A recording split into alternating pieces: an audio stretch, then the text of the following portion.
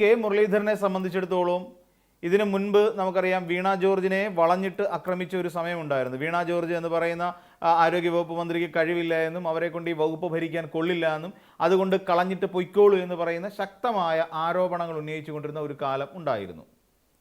എന്നാൽ ഈ കെ മുരളീധരൻ എന്തിൻ്റെ അടിസ്ഥാനത്തിലാണ് എന്ന് ചോദിക്കുന്നില്ല എങ്കിൽ തന്നെ കെ മുരളീധരൻ നമുക്കിവിടെ കോവിഡ് പകർന്നു പിടിക്കുന്ന സമയത്ത് കേരളത്തിൽ നടത്തിയിട്ടുള്ള വിപ്ലവകരമായ ചില വാക്കുകളുണ്ടായിരുന്നു. അതായത് കേരളത്തിൽ ഇപ്പോൾ കോവിഡ് വന്നു കഴിഞ്ഞാൽ അത് 30 ഡിഗ്രി സെൽഷ്യസിൽ കൂടുതൽ സെൻറ്റിഗ്രേഡിൽ കൂടുതലാണ് നമ്മുടെ താപനിലയെങ്കിൽ കോവിഡിൻ്റെ രോഗാണുക്കൾ അല്ലെങ്കിൽ കോവിഡ് വൈറസ് മരിച്ചു പോകും എന്നുള്ളതായിരുന്നു അന്ന് ഈ കെ മുരളീധരൻ എന്ന് പറയുന്ന ഇപ്പോഴത്തെ ആരോഗ്യവകുപ്പ് മന്ത്രി കണ്ടെത്തിയ ഏറ്റവും വലിയ കാരണം അല്ലെങ്കിൽ ഏറ്റവും വലിയ ഒരു നിരീക്ഷണം.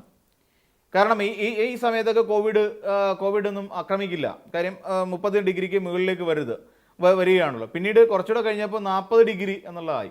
അപ്പം അടിസ്ഥാനപരമായി ഒരു കാരണങ്ങളും ഇല്ലാതെ കോവിഡിനെ കുറിച്ച് പോലും യാതൊരു ബോധ്യവുമില്ലാതെ കോവിഡ് എന്ന് പറയുന്ന വൈറസ് ജനങ്ങൾക്കിടയിൽ ഉണ്ടാക്കാൻ പോകുന്ന ഭവിഷ്യത്തുകളെക്കുറിച്ച് വലിയ ബോധമൊന്നുമില്ലാതെ ഈ പറയുന്ന നിലവിലുള്ള ഒരു സംവിധാനത്തെ കുറ്റം പറയുന്നതിന് വേണ്ടിയിട്ട് ഉപയോഗിക്കുക. ഇപ്പോൾ PPE കിറ്റ് എന്ന് പറയുന്ന ഒരു സംവിധാനം നമ്മുടെ കേരളത്തിൽ അക്കാലത്ത് ഉപയോഗിച്ചുകൊണ്ടിരുന്ന ഒരു സാധനമാണ് PPE കിറ്റ്. ഈ PPE കിറ്റിനെ കുറിച്ച് അദ്ദേഹത്തിൻ്റെ അഭിപ്രായം വളരെ വലുതായിരുന്നു. അതായത് PPE കിറ്റ് ഇടുന്ന പലരും അദ്ദേഹത്തോട് പറയാറുണ്ട് അത്രയും അവർക്ക് PPE കിറ്റ് ഉപയോഗിച്ച് ശ്വാസം മുട്ടലുണ്ടാകുന്നു, അവർക്ക് നേരെ ചൊവ്വേ ശ്വാസം എടുക്കാൻ കഴിയുന്നില്ല.